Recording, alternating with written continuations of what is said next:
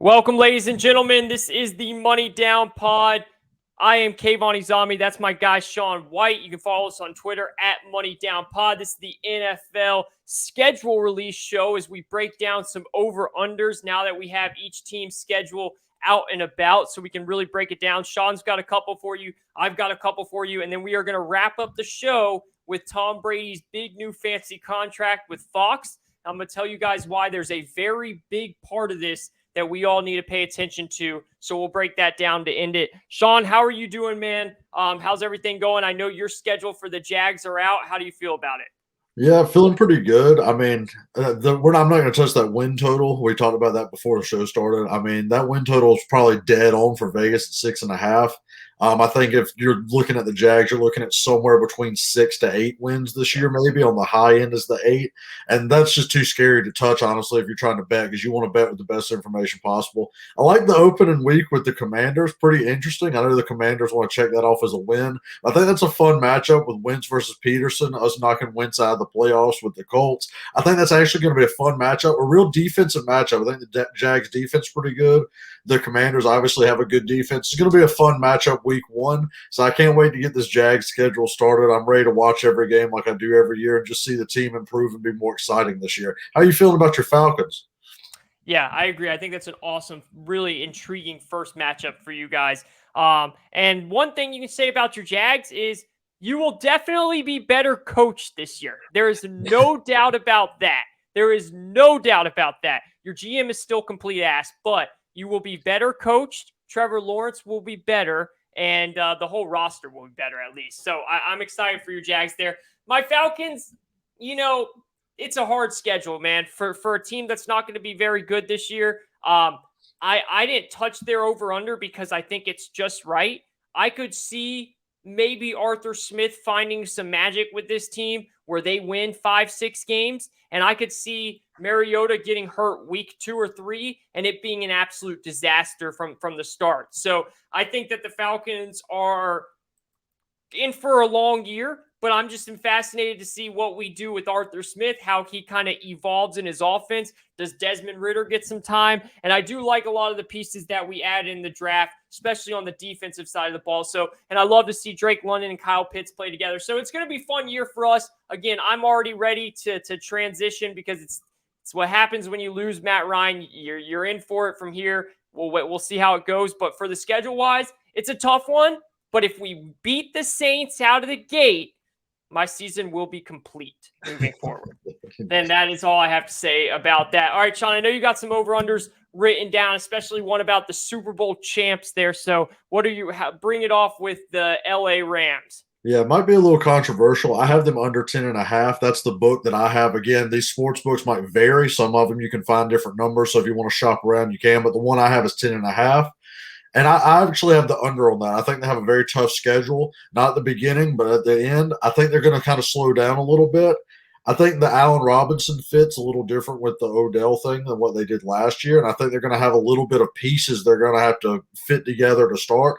I do think they're going to be a match in the playoffs for sure. I think they're going to be around. I think the 10.5 is too much for me. I don't like 11 wins for this team. I kind of like them right there at 10. So if I'm going to bet that, I like the under, and I feel pretty strongly about that just because you're playing the AFC West, the best division in football. You're playing the Buccaneers. You got some heavy hitters on that schedule. And if you slip up any against some of these lower tier teams, I feel like you're going to hit that under pretty easily. But you might be feeling a little differently. You maybe feel the over and want to stay away. Let me hear what you think right there. Yeah, it's a stay away for me. But if I had to bet it, it would be the over because of how they get started. Now, if they start off slow, then you're 1,000% like you're going to know if you win or lose that bet by how they start off their first 5 weeks because they have Buffalo, which is extremely tough, but it's an opening night game in LA, Super Bowl rings, all that stuff. Buffalo could easily win that game, but the momentum will be in LA's favor there.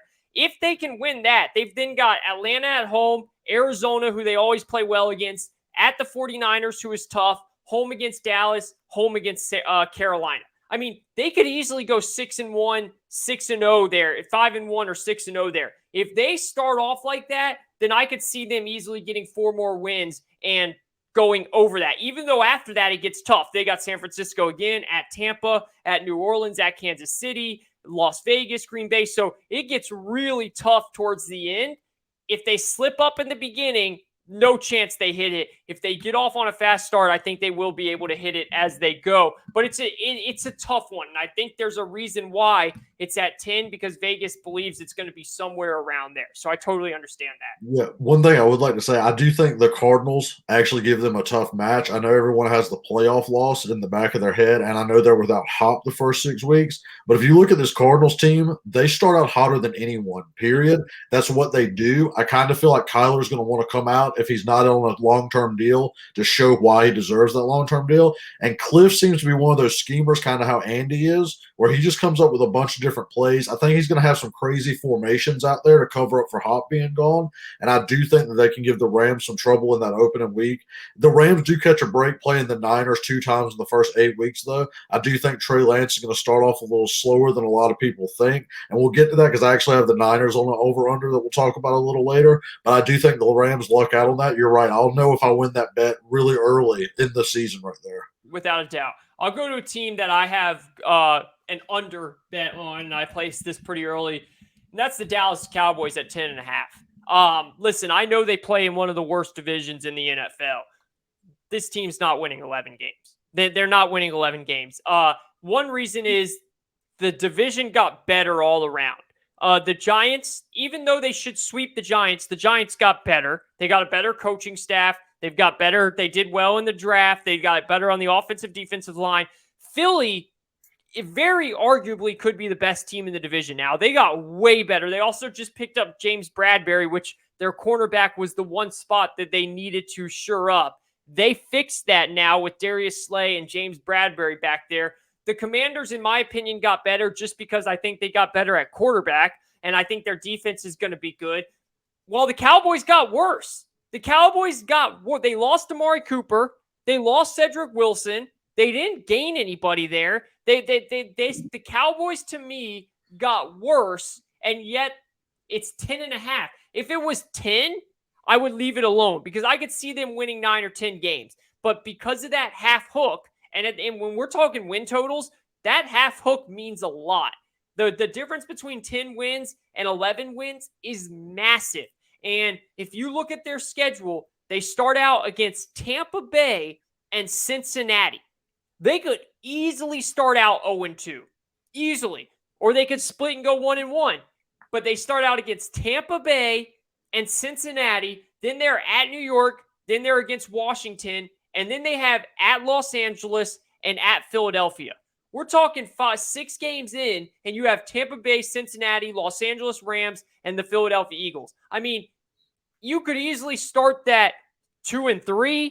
You could start that 2-4, 3-3. If you start that bad, it could be downhill from there. Now, it gets easier, obviously, because of their schedule, but they have to go to Green Bay at some point. They have to play against the Colts. They have to go to the Tennessee Titans. There's still a lot of games on here that I just don't feel confident in when it comes to the Cowboys, and 11 wins is way too big for me when you have a quarterback that I'm not in love with and you have a coach that I sure as hell am not in love with in Mike McCarthy. Yeah, you'll have to give me that book because I'll bet the under right now on a 10.5. The book I saw had them at 9.5, which I think is a lot more as a stay away. That's so whatever book you have there, that's the one I would bet because if it's 10.5, I'm betting the under all day long on that schedule for sure. 9.5 worries me. By the way. Yeah, okay, so it's a FanDuel thing. In my state, I can't really access that book, so that's kind of where we're at on that. For the viewers that want to bet it, it was on FanDuel.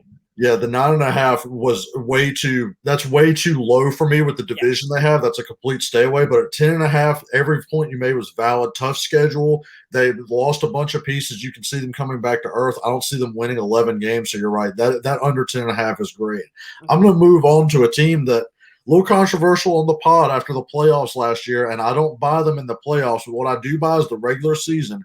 Even after losing Devontae Adams, I have the Packers over 11 wins. And here's why. It's the way the schedule shakes out. Yeah. So early on Early on, and I see some with 11.5, by the way. I think they're going to get to 12 no matter what. This is how I feel about the Packers. Early on, when they're breaking in these new weapons, right? These new weapons that are unproven, the Christian Watsons of the world, trying to get Sammy Watkins in there for the 3 games before he gets injured, those type of those type of games. This is their schedule. Vikings, they know them very well. Bears, Rodgers said it himself, he owns them. The Buccaneers going to be a tough matchup. But the Patriots is not going to have the offense to score on that Packers defense. Everyone's forgetting how good this Packers defense is going to be. And even though they have a lack of weapons, they're going to play a more defensive ground and pound game, I believe, which is going to bode well against the Patriots, Giants, Jets, Commanders right there. That's a hot start they can get off to that I feel like the defense can overpower those offenses until they can get those weapons acclimated to be able to score a little bit. I like how their schedule shakes out at the end. They play the Lions, the Vikings again. The Dolphins actually might be a tough matchup in Miami, but then you have the Rams there that can really throw a wrench. But then again, there's another chunk in the middle somewhere. Titans, Eagles, Bears. I feel like they can win 2 out of the 3 of those for sure. And I feel like they're going to go over to that 12-5 range. Don't know if I buy them in the playoffs because Rodgers is going to prove it to me kind of thing. In the regular season, I like them 12-5 with that defense and run game and Rodgers being able to get the weapons involved. Remember, he's 7-0 without Devontae in his career. I think he's going to spread it around a lot more this year. I would agree with you. There's no argument for me on that. I would definitely agree with you, and I will look to bet that. It's a great point by you. I'm all in on that. That's they just do good. Matt LaFleur and Rodgers just do good in the regular season too, man. There's just something about it. I don't think they're going to miss Devontae Adams as much as some people think at the start and in the regular season. Playoffs, whole different ball game. Will they be able to get it down the playoffs like you said? But you're right, man. I'm looking at their schedule right now. It really does bode well for them. There's not that many matchups that stick out other than at Tampa Bay is a tough one, obviously. At Buffalo is a tough one. Home against the Rams. They destroyed the Rams at home last year. They destroyed them. They match up really well against the Rams. I think Tennessee could be a tough one, but they get that at home, I think at the Eagles could be a tough matchup, but it's still Rodgers over Jalen Hurts. So when I look at this, there's only a couple losses that I can say, okay, I really do think that might be a loss there. So I'm 100% with you on that. I'll go to one that I've kind of looked at here that I think is an interesting one. And it's going to be to the point of, I think that this could come back and slap me in the face, but it's strictly because of I went against this with the Cowboys, so I'm going to go on the opposite with the Eagles. And I'm going to go above the Eagles on 8.5. They got 9 last year. So right away, they got 9 wins. They already went over last year at 9 wins, and they're still at 8.5 this year. It honestly kind of worries me that Vegas didn't move that to 9. Vegas does those. So the fact that they got better in every facet of the game this offseason and they're still at 8.5 worries me a little bit, but I'm going to take the over on it because I'm so firm on believing that the Cowboys are going to slip. Now, the reason why I said I could eat crow on this really fast is because I'm still not a believer in Jalen Hurts. And it's hard to believe in a team to do very well when you don't believe in their quarterback. I just think there's so much talent on that team that with the collective talent on the team, they can win at least 9 games. 8.5 is a really fair number for that team. So I'm going to take the over on that one. I have that one written down as well. I have the over for 8.5, so I'll go ahead and go into why I like that as well too. So you're right on the same page. Jalen Hurts does worry me a little bit. But even today, they picked up James Bradberry. They have a legitimate 1-2 cornerback combo now. Their defense is going to be much improved. Now they have A.J. Brown on the outside for weapons. And look at this schedule right here. You start out with the Lions. I think they can give the Lions and go in to get a win. Then you got the Vikings, which is a kind of an up-and-down tough team. But the Vikings really struggled on defense last year. And this is going to be early in the season into that defensive fix. So you got to look at that. I think them and the Commanders could split this year, but I do think that the Eagles will get at least one on them. Even though the Jags have improved, I think the Eagles at home can take them out. The Cardinals are going to be moving out of that first month where Kyler starts to slip a little bit, so I think that's going to be a tough game. Them and the Cowboys, I feel like, can split for sure. The Steelers are down, in my opinion. The Texans, I think the Eagles can win. Then you go into that tough part of the schedule with the Colts, Packers, Titans. I feel like if they could pull one of those three, you're going to hit that over no matter what. And I'm not buying the Titans this year personally as much as people are. They lost A.J. Brown big time. They're really relying on a rookie receiver. And Tannehill kind of showed how shaky he was last year. So I feel like they take a massive step back. Then if you look at the end of it, you got the Giants twice in the last few weeks. You got the Bears, who I think is going to be by that time probably giving up and kind of looking toward the draft. And then the Cowboys and Saints, which are kind of middle tier teams. I love the Eagles over 8.5. That was a big bet for me. And even though Jalen Hurts worries me, that over 8.5 is big for me. You're right. Vegas always can sneak up on you, though. That's the one worry I have, too. Yeah. But okay, go ahead. Finish. Yeah, I got one here. I completely agree with everything you said. And you're right. Their schedule bodes well from here. I have one that I think might be controversial. And lately it's been picking up steam in the national media. A lot of guys on TV like Dan Orlovsky and some guys that I really respect liking this team a lot. And I don't know why. I get the roster, and a lot of people are going to say I'm just being a hater. I hammered the Saints below 8. Listen, I understand they've done some good things with what they've picked up lately and some of the things they did. Are people forgetting, Sean, that Sean Payton is not there anymore? If Sean Payton was still there, there's no way in hell I would touch that number. But the fact that Sean Payton is not there anymore, arguably the best offensive coach in the NFL, somebody that can make up for so many holes on that team. We have no idea what's happening with Alvin Kamara. People just forgot about what happened out in Vegas. Is he still going to get suspended? What's happening with that? Is Michael Thomas going to look normal again? What's happening with that? Is Jameis Winston going to be good? He just came off an injury. And is Dennis Allen an actual good coach? Because all I know is the last couple times, and again, people can change. I totally understand that. He could become good. But the last couple of times that we've seen Dennis Allen at the helm of coach, he's been terrible. Terrible, okay? So the fact that they're sitting there at 8 wins, and look at their schedule. Their first couple games, okay, at Atlanta, they could win that. They could lose that. They should win that. They have Tampa Bay. They play Tampa very well. Then they play the Saints. The Vikings. That's a tough one. They play the Bengals. They play at the Cardinals. They play the Ravens. They play the Raiders. They play at Pittsburgh. They play Los Angeles Rams. They play at San Francisco. Then they play at Tampa. Then they play towards the end of the season at Cleveland. Deshaun Watson, that's week 16. Deshaun Watson could be back by then. At Cleveland, at Philly. Like, there are a lot of games here that are very tough for this team later in the season. I could totally see them coming out to a quick start, maybe beating Atlanta, beating Carolina, beating Seattle, 3-4 wins, and then it just collapses because can Jameis stay healthy? The schedule gets harder. Is Dennis Allen a good coach long stretch? There's a lot of questions for me there that I just cannot bet the over on that, where I'm comfortable putting my money on the under. Yeah, so that's a stay away for me because I completely agree with you. I think they're a step back for sure, but I think it's a step back. I think where you meet the mesh is a lot of the people in the media are looking at that record they had with Jameis Winston before he got hurt and saying, well, they were pretty dominant. They had a really good record. And then you have people like me and you who are like, well, Sean Payton had a lot to do with that. And I think you're trying to meet it in the middle somewhere. And I think that 8 wins is right where it's supposed to be, kind of.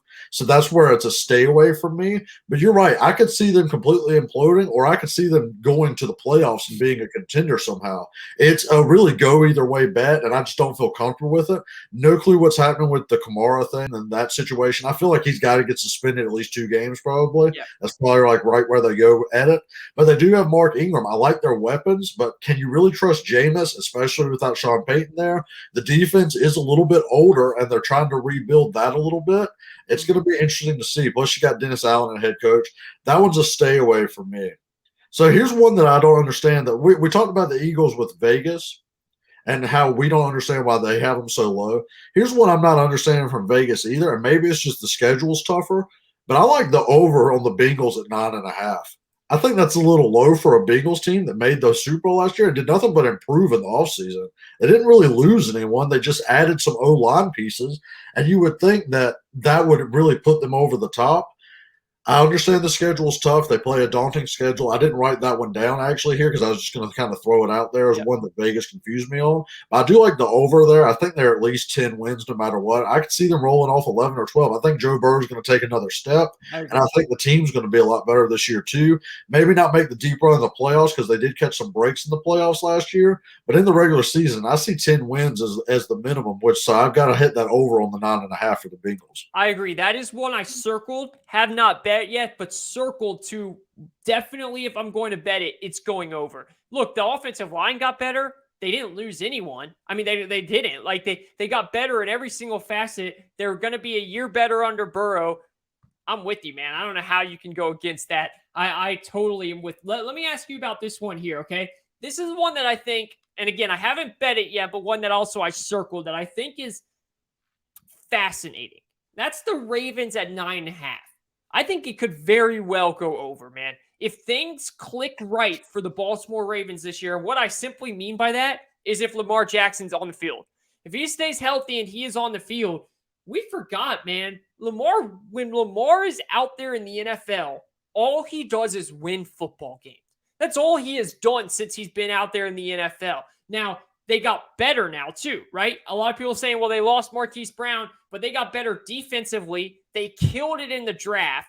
Their running backs are going to, J.K. Dobbins is going to be back. Gus Edwards is going to be back. They're going to have a bunch of tight end sets going on. They're going to go back to that running game where Lamar won the MVP back in 2019. I really think that the Ravens could be one of these teams at 9.5 where you could strike gold on. They can win up to 12 games this year. Yeah, I agree, and that's the issue I'm having too. I think them and the Bengals both at 9.5 are both good bets, but I also think that only one of them does that, and that's the kind of the push that you have that because I think the division's going to hit it. Here's the thing with the Browns. We don't know how long Deshaun's getting suspended. A lot of people are thinking 3 or 4 weeks. If it's 3 or 4 weeks, the Browns are going to be contenders for sure, too. Yeah. Well, do you think the Steelers are going to push back, especially with the rookie quarterback? And I know a lot of Steelers fans are going to go, well, Roethlisberger was terrible last year. If he's even any bit better than the Steelers are there, that's kind of a lot to put on a rookie there, too. I do think those three could kind of eat each other, and maybe that's why Vegas has them so low. But if we're going to bet overs for that division, it's the Bengals and Ravens for me. And I think if the Ravens stay healthy, they have just as good of a chance as anybody to be the number one overall seed in the AFC, especially with how good they play. It's just a tough schedule like the Bengals have, so I understand why those are there. I feel like you need to pick one and bet the over and kind of stay away from the other, which is kind of what I'm doing with the Bengals, but completely understand if you take the Ravens and do it that way too. Agreed. So let me move over to the Niners right here because that's going to be a big time thing. The Niners have a huge fan base, and they're all hyped up on the Trey Lance train and everything. You see them on Twitter; they're going after all these people. Trey Lance is better than Justin Fields, better than Trevor Lawrence, and he's played 2 games. And I know that the other ones had rough rookie years, but you think Trey Lance isn't going to have issues this first year coming in? Playing for the first time, you think he's just going to come in and be all-star, all-level right there? That's a little bit of a stretch for me. They have the 9.5. I think they make the playoffs at 9. I like the under on it. I don't think they're going to hit the over. I think they're going to have the under. And here's why. They're going to start out hot, and everyone's going to be in love because of the Bears-Seahawks. But then you have a tough stretch with Broncos-Rams. You follow it up with Panthers-Falcons, so you're going to see some 2 games up and downs here. But then you got Chiefs, Rams, Chargers, Cardinals. Saints could be a toss-up with the defense, the way Trey Lance is playing at that time. Then you got the Dolphins, much improved, Buccaneers, and then you finish off softer where the Raiders and Cardinals are really the only 2 you worry about. That's a recipe for 9 wins for me right there. Bunch of toss-up games. You're probably going to see Trey Lance go in and beat a few teams he shouldn't beat because of the Shanahan schemes, but you're also probably going to see him make some mistakes and lose to some teams they should beat. So I think it's going to be an up-and-down thing. I think what you want if you're a Niners fan is honestly to have him playing really well at the end of the year to go into the playoffs as a wild card team, and that could be the best you hope for. I like them at 9 wins, though, so that's under the 9.5 bet that I have. Yeah, it's a stay away for me. I just think that there's too many question marks with the San Francisco 49ers right now. So if I was going to bet it, I agree with you. I would go under, but it's hard for me to bet against Kyle Shanahan at the same point. But also, I don't know what Trey Lance is going to be. I understand there's so many people out there. I mean, if I had to pick that, I think Lance is going to be good. I like his style of game, but there's a lot of things that we got to see with him. Also, who says that Kyle Shanahan doesn't bring in his old friend Jimmy G halfway through the season, and Jimmy G what Jimmy G always does and wins 5 games, 6 games in a row, and they ended up going over that total. So it's a stay away from me, but I totally understand your logic of it because there is a lot of question marks, and like Trevor Lawrence and Zach Wilson had, Trey Lance hasn't had his first year. So he hasn't gone through his rookie pains yet. And if people out there don't think that he's going to go through rookie pains, they're freaking delusional because it's the NFL and that's going to happen. So I'm totally with you on that, but it's a stay away from me. Yep. I have one here that I think is very controversial, and it's the New England Patriots. And I'm so glad you did it. That was my next pick. Yeah, I'll be totally honest with you, man. This isn't going to sound like great analysis.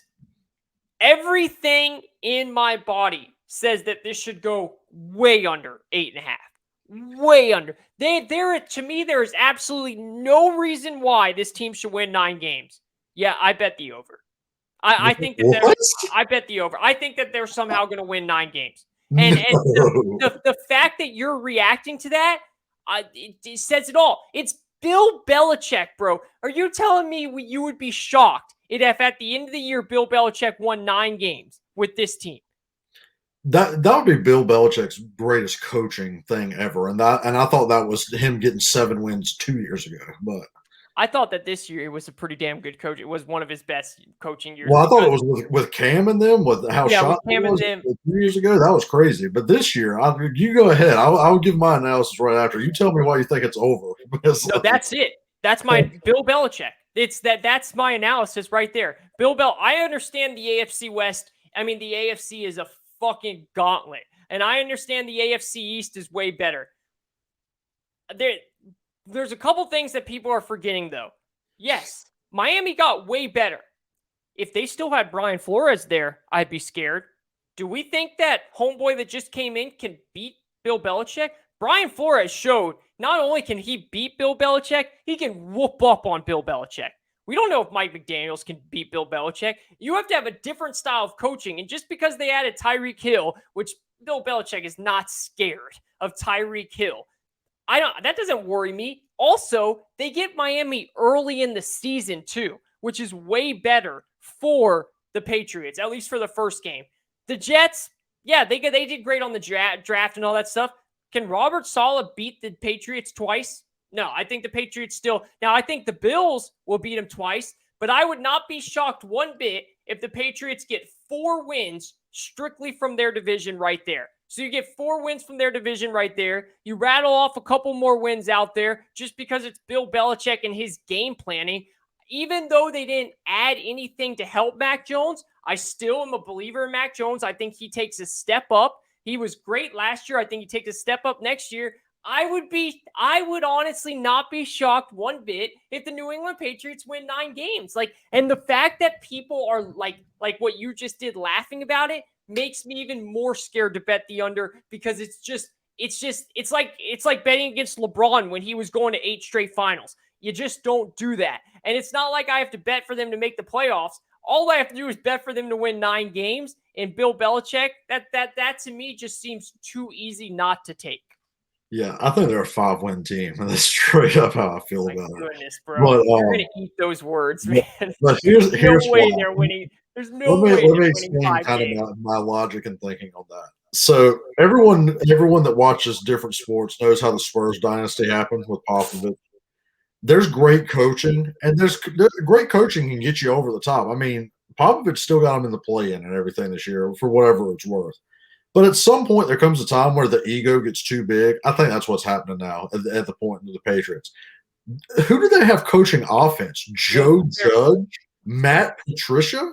I think Mac Jones is prime for a step back year. You saw him starting to throw picks at the end of the year, and now you take away Josh McDaniels. They didn't add weapons really. I mean, Tyquan Thornton's a deep threat. That's about it. They drafted more running backs. You have two dudes that kind of got laughed out of their head coaching jobs as clowns running the offense. That when they went to be head coaches, they were a special teams coach and a defensive guy, and now they're coaching offense. I don't buy that one bit. I think that's Belichick getting his ego too high. And no matter what, Belichick's the best coach of all time. Don't get me wrong. And if he wins 9 games with this team, then I'll come back and be wrong completely.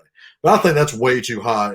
In an AFC, looking at their schedule, I know the Dolphins, like you were talking about, that's the thing, but it's week one. Belichick still does struggle in Miami when they go play that, no matter what. It's just a weird thing. Then you got the Steelers, who, again, I think the Steelers are a step back team, but you're going head to head with a team that I think is also a step back team. Then you go Ravens, Packers, 2 L's in my opinion. The Lions are much improved. The Lions are a stay away team like the Jags are at 6.5 because I actually think that they both are where they're supposed to be. But those 6 wins are going to come against somebody, and I think that's going to be a tough matchup there. Browns, you got to win against the Bears. I think the Jets split them this year because I think the Jets are going to come out and play hard against Belichick in general. But I mean, then you got Colts, Vikings, Bills twice. You got the Raiders. You got the Bengals. That's a tough schedule right there for a team with no offensive coordinator and a special teams coach and a defensive guy coaching. If they win 9 games, I'll come back and eat my words. I love that you had the balls to go out and bet a 9-win team just on Belichick alone right there. But I don't like the makeup of their team at all, and I don't like the offensive coaching. I think they're a 5 to 6 win team max. That's tough, man. Listen, let me ask you this.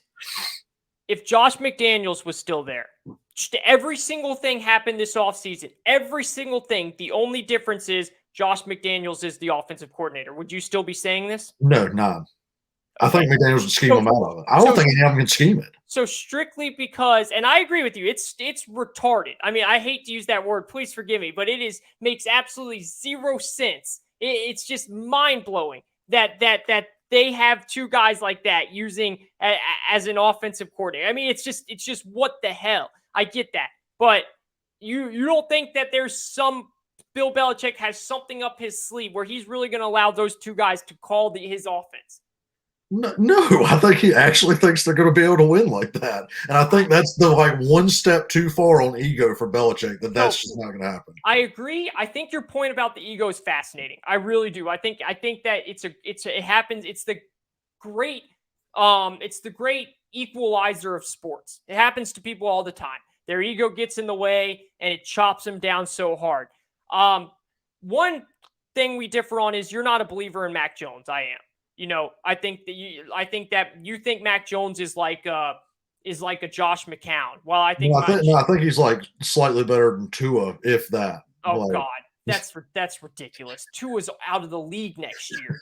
Tua is going to be out of the league next year. Mac Jones just went to a playoff game in his first year. Yeah, that's a more Belichick thing. I think you have we can get into this something different. You have this bystander against Mac Jones because he's in your quarterback's draft class, and he has more success at this point because he got to a better situation than Trevor Lawrence. Listen, I just think that Mac Jones has done nothing but prove to every single person that he can play football. And he can play football at a very, very high level. I don't think Tua has shown us that at all. I don't think Tua has shown us.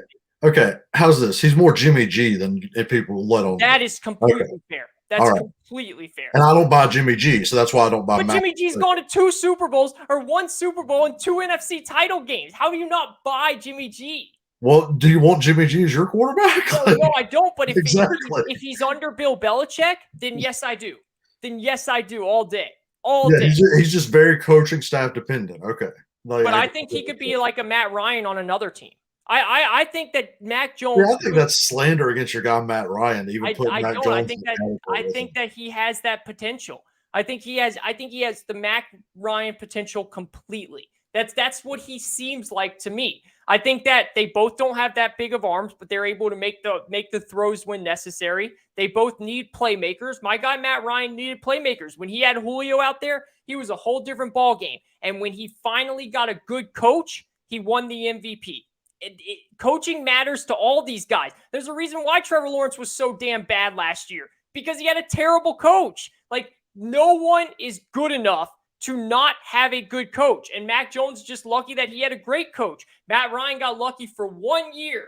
As Falcons fans, we hate it because for 1 year he had a good coach, and look what he did. If he had a good coach all those years, he could have had people are going to laugh at that. He could have a Peyton Manning type career. Easily. But I feel like Matt Ryan has like a close to, if not Hall of Fame career overall, and he just had the coach that 1 year. I don't think without the coach in general the whole time that Mac Jones even comes close to that. Like that's just we'll how never know because he got drafted into the Patriots. Well, this year he's going to have no offensive coaching. If he plays good this year with no offensive coaching, then okay, go out there and prove me wrong. But like, I mean, if you got Matt Patricia and Joe Judge, your offensive coaches, and he comes out and takes another step, props to Mac Jones, man. I'll come on here and say I'm wrong, but I mean, good God, man. You're talking about Joe Judge, special teams coach, Joe Judge. I agree. Quarterback. Listen, I agree. While saying that, I also think that it's pretty equal to what the Jags had last year. I think they're last year. Yeah, that's what I'm saying. So like, that's what I think it's gonna like. Darrell Bevel's such a bad coach, and so is Urban Meyer. I think what they're doing this year is equal to that. That's what I think it's going to be like. And because Bill Belichick is there, they're not going to win the Super Bowl. They're probably not even going to make the playoffs, but they're going to win at least 8 games. I'm telling you right now, they are going to win at least 8 football games because it's Mac Jones is good and Bill Belichick is great. It's just how it is. And they're going to run the football. They're going to do things that they do. They're going to win at least 8 games, Sean. I would be a little nervous betting against Bill Belichick like this. And I just think a little bit of it, I agree to your point of the offensive coordinators is the one thing that worries me. It's a big thing. But I just think I believe in Mac Jones more than you. And I think that's what it comes down to. Yeah, this is going to be a good one to debate the rest of the year because we already have commenters talking about Tua and everything. Now me and you can Tua's not even in the conversation. I don't ever want to hear someone bring up Tua to Mac Jones. Tua's not good. These Dolphins fans about to get after you again. I don't care, man. We already get in trouble with Dolphins fans. Yeah, come on, bring it on. Tua's not a good football player. Tua doesn't deserve to be brought up with Mac Jones. Mac Jones, first year, went to the playoffs. Like, what is Tua doing? He's throwing picks left and right. Mac Jones has real potential in this league. And also, they did bring in Devontae Parker, which I think is a decent receiver if he can stay healthy. Yeah, if he can stay healthy. Him and Sammy Watkins about to be on IR by week 3. That's probably true. All right, do you have another team next, or was it me? You did Patriots. I'll go ahead. I'm going to throw this out there, just a real quick one. Like, I'm not going to go over the schedule and all that. I think the Texans win over 4.5 games. I think they win 5.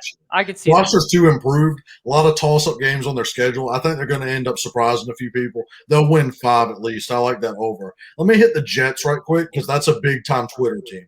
Okay. Yeah. The all-time Twitter team right now is the Jets. They might win the Super Bowl if it's by Twitter followers. They are overhyping that team to a max extent. And I hate to say it because I actually like the squad. I like the team. I like Zach Wilson's talent. I actually like what they did in the draft. But have you looked at their schedule? People got them winning 8, 9, 10 games. They might go 2-8 or 0-8 to start the season. They start off Ravens, Browns, Bengals, Steelers, Dolphins, Packers, Broncos, Patriots. If you like the Patriots, they're losing that game. If someone else doesn't like the Dolphins, likes the Dolphins, they're losing that game. You get the Browns, luckily, without Deshaun, most likely in week 2. But that's a gauntlet schedule right there. And if you expect them to be like 4-4 after that, then they are way overachieving, in my opinion. So I kind of like the under 5.5 on them. I think they'll make a jump at the end of the year when their schedule lightens. And honestly, that might hurt them a little bit because it might not give them too much clarity on Zach Wilson at the end of the year. But I do think even though they've got a lot of talent, they're still young, still a little inexperienced. That schedule at the beginning is a gauntlet. I think they're the team that everyone's kind of picking as a hotshot team because they made such good offseason moves. I think they're going to get ran into the ground those first 8 games. It's really going to start them off too bad to hit that over 5.5. That's too many games for me with the team like this with the schedule. We're on the same page completely. It's an under bet for me. I already betted under. I don't know if Robert Saleh is a good head coach. I just don't. I'm not a believer in Zach Wilson. I've already told you guys that 100 times. He was my 5th quarterback in the draft that year. Like, I'm not. I think he could be good, and I love my guy Braxton Berrios. He is my guy. I love him, and I think he's he's really stepped up as a receiver, and I will be cheering for the Jets for Braxton, but it is hard for me to go to 6 wins when not sure about the coach and not sure about the quarterback, and good drafts don't win you games. Like you gotta scheme it out from there. So I'm with you on that. We pretty much went through all the ones that I wanted to go through. I know you got a couple more there if you want to run them off. Yeah, let me run them off right quick. It's 2 unders on 2 bad teams that I think they have them overrated on. The Bears 6.5. I don't think there's any way they get to 7. There's no way, in my opinion. I unfortunately I have to agree with you. I don't want to, but I have to. I hate it for Justin. I really like Justin Fields. He was my second guy after Trevor Lawrence in the draft, and I just think it's going to be a disaster season for them, and it sucks. We're the same on that. It's a tough schedule. I'm as bad as it sounds, he hasn't coached a game. I don't buy their coaching staff really at all, like that. And their weapons, I know the Bears fans want to act like Darnell Mooney's like the new number 1 receiver in the league. I think he's a number 2 at best, and they have no one really after him. I think it's going to be a lot of Fields having to make plays and running for his life out there. And I think the 6.5 is probably because it's a bigger city. It gets bet up some, possibly. Because I don't see how you can put them at 6.5 and the Jets at 5.5, even though the Jets have a slightly tougher schedule. I do think the Bears just go under there. Another under I like, and this is an improved team, but I still think the number is too high. I got the Giants under 7.5. I think they make an improvement. I don't think they make the improvement to 8 wins with Daniel Jones at quarterback. I think they're going to be a team that's going to get their culture going, let their young players improve some, and then I think they're going to draft a quarterback next year, and we'll start getting them rolling with Daboll and his system going. But it's under 7.5 for me with Daniel Jones at quarterback. I don't buy into him at all. I would agree with that just because I like the Eagles in that division, and I like the Commanders to take a little bit of a step up as well. So I completely agree with you on that. I think that they could rattle off 6-7 wins, but there's no way I would bet the over on that. Yep, completely. Awesome. All right, there it is. That is some of our over-under. We'll do an actual, as we get closer to the season, we're going to do a lot of breaking down of divisions and stuff like that. And then we'll put in some bets while we do that. Like, we really like the over. We really like the under. Hey, let's hear what you guys thought. Look, we just had a really big debate there on the Patriots. Are you on Sean's side of that, or are you on my side? What about Tua? Look, I'm sorry, Dolphins fans. I went at you like that. How do you feel? Do you feel like the Bears could somehow go over? Let us know your thoughts on your team and what you guys feel could happen moving forward with those over-unders. Let's hit this topic, and then we'll get out of here. And that is Tom Brady and the deal that he just made with Fox. I want to pull up the exact number. I had it here, and then I lost it, of what he got. But I'm sure everyone – 10,375. 10,375, right? Okay, yeah. So I wanted to bring this up here for 2 reasons. One, this is Tom Brady's last year playing football. I'm telling, for those people that think that the company of Fox is giving someone $375 million to tell him, we're here whenever you're ready. Play 5 more years. Play 4 more years. You guys are absolutely delusional. They don't give that type of contract out without telling him, we want you by next year. It's over. This is it. Brady is done playing football after this year. Before I move on, Sean, do you agree with that? I very much agree with that until today. Did you see that Orlovsky news? No. The ESPN signed Dan Orlovsky back to call games because Fox was trying to poach him to call games for them. Yeah, I saw so that. with them kind of trying to get Orlovsky to call games, it makes me wonder if they're thinking Brady will be out in 2 years to try to get another number 1 analyst, and then he'd be the number 2 behind Brady, or even be in the booth with Brady if Brady would allow something like that to start with. But that's the one thing that would throw me. But I completely agree. At first, when I saw the number, I was like, yeah, Brady's probably ending it right here. But Brady has always said 45. This is the year. So I'd probably be more like 90% now sure that I agree with you on that. The 10% is just that Orlovsky news kind of felt weird to me. The thing I was wondering about that is I wonder if they were trying to get him for this year, because what's crazy about this is Fox has the Super Bowl this year. So what is so like about this whole thing is, are they just going to roll Greg Olsen out there to do a Super Bowl, and then next year they're just going to say, move aside, Brady's now in? Like, dude, when you do a Super Bowl, that's big shoes. That's a big deal. They're not just putting anyone out there to do a Super Bowl. And I get it. It's Tom Brady. It's weird, man. That's really weird. And they haven't come out and said who their number 1 is this year. I know it's Kevin Burkhardt. Is it Greg Olsen with him? I don't know. And then is Greg Olsen just going to fall back into the number 2?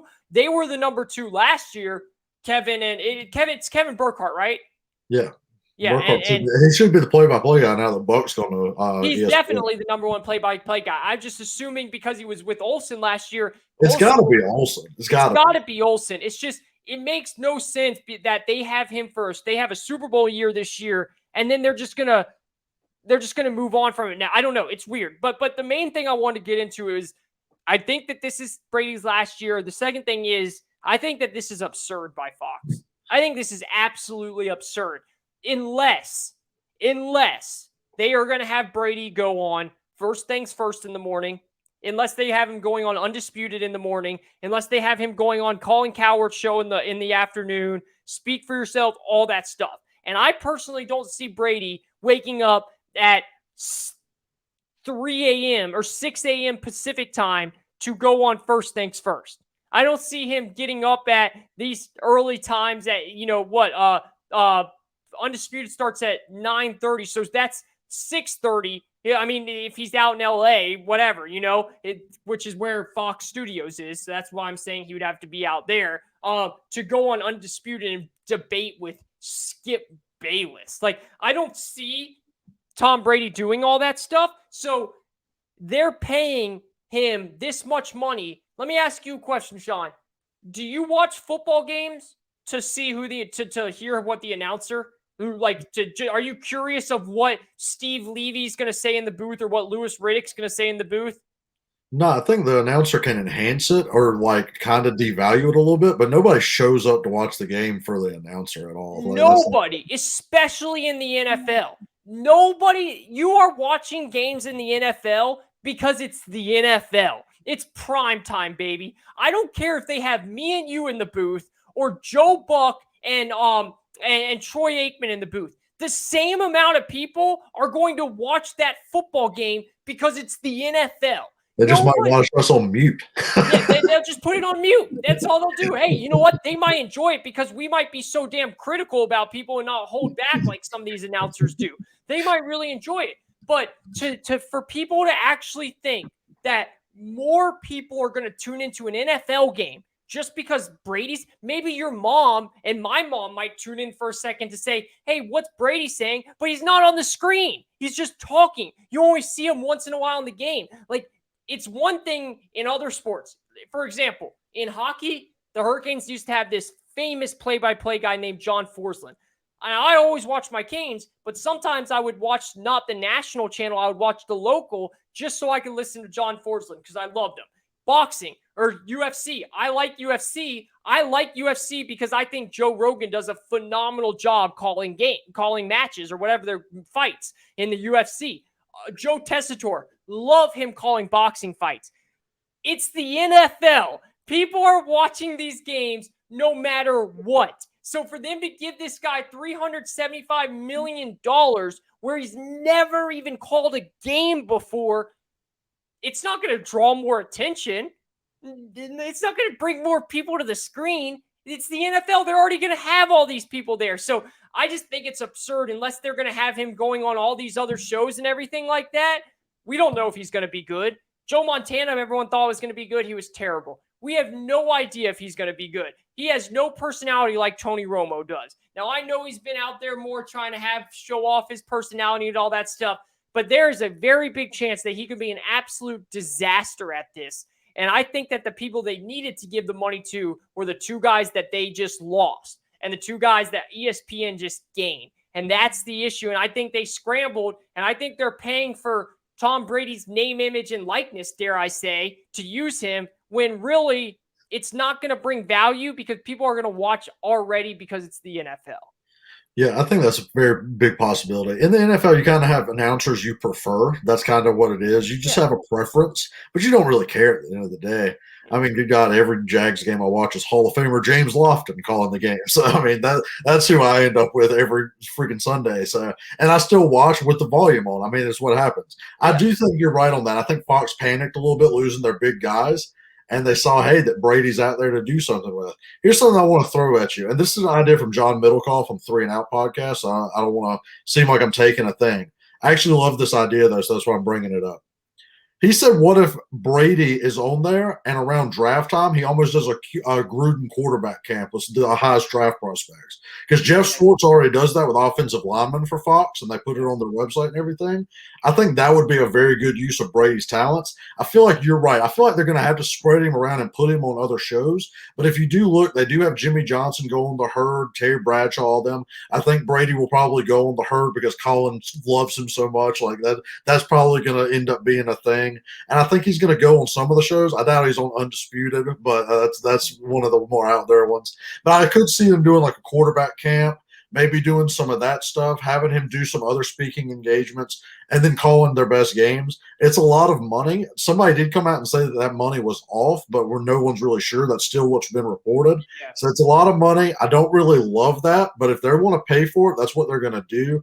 I don't really love the idea of spending that much on someone that's never called before, but hey, it's Tom Brady, and they kind of got their white whale. I do think that for the first maybe 3 to 5 games, I think he will have slightly higher ratings because people are going to tune in to see what he says, to see if it's a hot take, to see if he's any good. And then after that, it's going to drop off back to the normal thing. I think for the first 3 to 5, it's going to be a ratings boom because everyone's going to want to see Brady's personality calling a game when he's not playing it. And then, like I said, it's going to regress back to the mean. It's going to be, oh, okay, our game's on. It's Brady calling it. Who really cares? I'm watching my team. So that's how I feel about it. No doubt about that. And again, I mean, like, I don't know. I'm not predicting this, but man, I would not be shocked one bit if he's really bad at it. Like, we just haven't seen Brady in that role. He's kind of a goofball. Like, he's kind of just like a goofball type dude. I like Middlecoff's idea about the Gruden camp thing. This was what I was thinking they might do with him.